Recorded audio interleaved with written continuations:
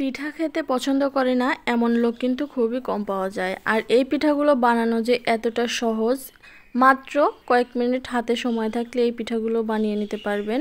আর খেতে যে কতটা মজা হয় সেটা তো আপনারা বাসায় তৈরি না করলে বুঝতে পারবেন না। ঝটপট অতিথি আপ্যায়নেও কিন্তু আপনারা এই পিঠাটা বানিয়ে নিতে পারবেন। আসসালামু আলাইকুম, আমার চ্যানেলে নতুন একটি রেসিপি দেখার আমন্ত্রণ জানিয়ে শুরু করছি আজকের রেসিপি। তো কথা না বাড়িয়ে চলুন চলে যাই মূল রেসিপিতে। এখানে আমি প্রথমে পরিমাণ মতো পানি দিয়ে দিলাম। আপনারা যে যতটুকু বানাবেন ততটুকু পানি দিয়ে দেবেন। আর দিয়ে দিচ্ছি স্বাদ মতো লবণ, আর সামান্য একটু তেল দিয়ে দিচ্ছি। 1 টেবিল চামচের মতো দিয়ে দিয়েছি তেল।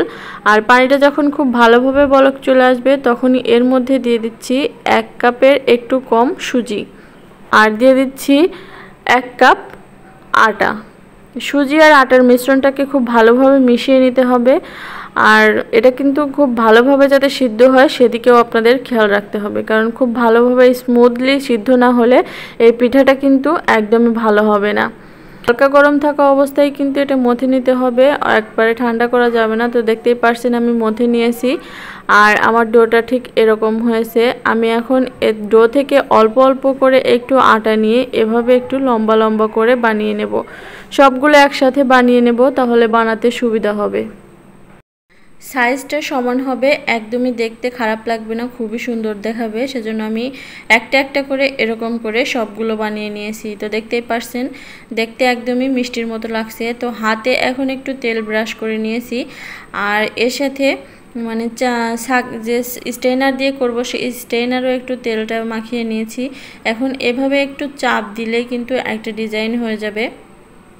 তো আমি সবগুলো এরকম করে নিয়েছি। দেখতেই পারছেন খুব সহজেই কিন্তু হয়ে যায় ডিজাইনগুলো, আলাদা করে ডিজাইন করার কোনো প্রয়োজন পড়ে না। তো আমি এভাবে করে সবকটা ডিজাইন করে নিয়েছি। এই তো দেখুন সবকটা ডিজাইন হয়ে গেছে। আমি এখন এইগুলোকে এই যে এরকমভাবে ঘুরিয়ে 2 পাশটা একটু মুড়িয়ে দিতে হবে, মানে 2 পাশটা অ্যাটাচড করে দিলে একটা গোল শেপ হয়ে যাবে। আর দেখতে অসম্ভব সুন্দর লাগছে, এটা কিন্তু খুব সহজ। 2 পাশটা ধরে একেবারে অ্যাটাচড করে দিয়ে এরকম গোল করে নিতে হবে। আর এখানে আমি হাফ কেজি পরিমাণ দুধ নিয়ে নিয়েছি, আর দুধটাকে একটু জাল করে নিয়েছি। আর এর মধ্যে কিছু এলাচ আর দারচিনি দিয়ে দিলাম, আর দিয়ে দিচ্ছি 1 কাপ চিনি, আর দিয়ে দিব স্বাদ অনুযায়ী লবণ।